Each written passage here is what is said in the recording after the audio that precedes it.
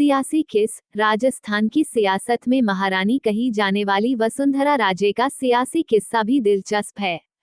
संघ भाजपा से इतर पूर्व मुख्यमंत्री का पार्टी में अपना धड़ा है, जिसके बूते संगठन और सत्ता में वसुंधरा ने हर बार खुद को साबित किया। हर कदम पर चुनौती को पार करते राजस्थान की पहली महिला मुख्यमंत्री रहने के बाद साल 2013 में फिर से सूबे की कमान संभाली। राजस्थान की पूर्व सीएम का सियासी सफर जितना उपलब्धियों भरा रहा, उतना ही आगाज भी चुनौतीपूर्ण रहा। ग्वालियर के सिंधिया राजघराने से ताल्लुक रखने वाली वसुंधरा राजे का जन्म मुंबई में हुआ।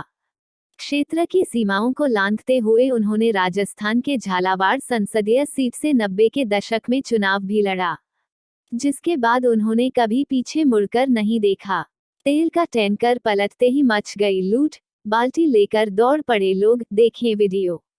तेज रफ्तार कार ने फिल्मी स्टाइल में उड़ाए 3 वाहन, देखें वीडियो।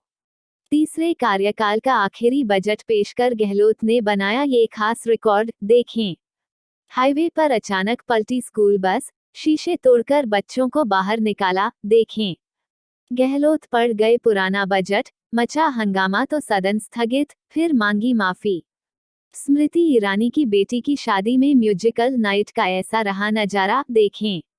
मां का बर्थडे सेलिब्रेट करने उदयपुर पहुंची एक्ट्रेस सारा अली खान, देखें तस्वीरें। स्मृति ईरानी की बेटी आज लेंगी फेरे, हल्दी रस्म का वीडियो आया सामने, देखें। कुर्सी पर बैठी रही आईएएस टीना डाबी, कलाकार ने बना दी उनकी मूर्ति, देखें।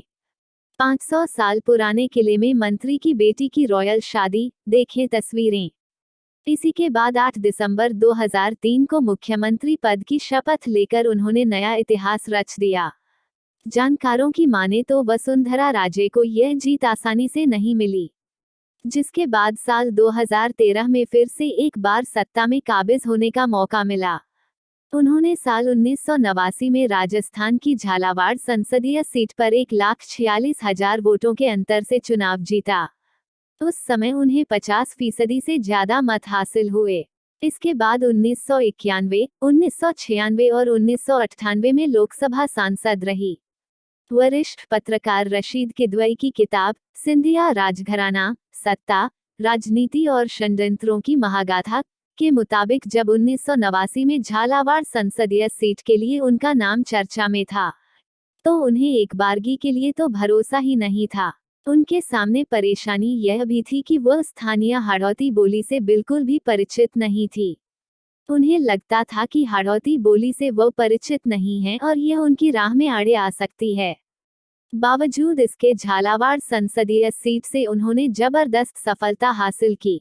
बाद में उन्होंने अपनी जीत का यही सिलसिला राजस्थान का मुख्यमंत्री बनने पर भी जारी रखा और झालावाड़ की झालरापाटन विधानसभा सीट से लगातार जीत हासिल की।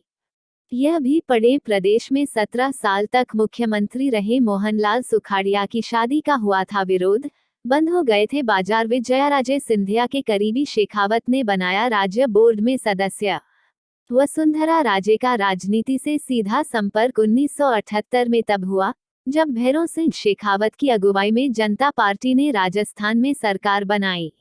शेखावत खुद विजयाराजे के करीबी सहयोगी रहे थे। उन्होंने वसुंधरा को राजस्थान सामाजिक कल्याण बोर्ड में सदस्य बनाया। साल 1980 में भाजपा की स्थापना के बाद जब राजमाता संस्थापक सदस्य बनी तो 4 साल के भीतर ही वसुंधरा को भाजपा की राष्ट्रीय कार्यकारिणी की सदस्य बनाया गया।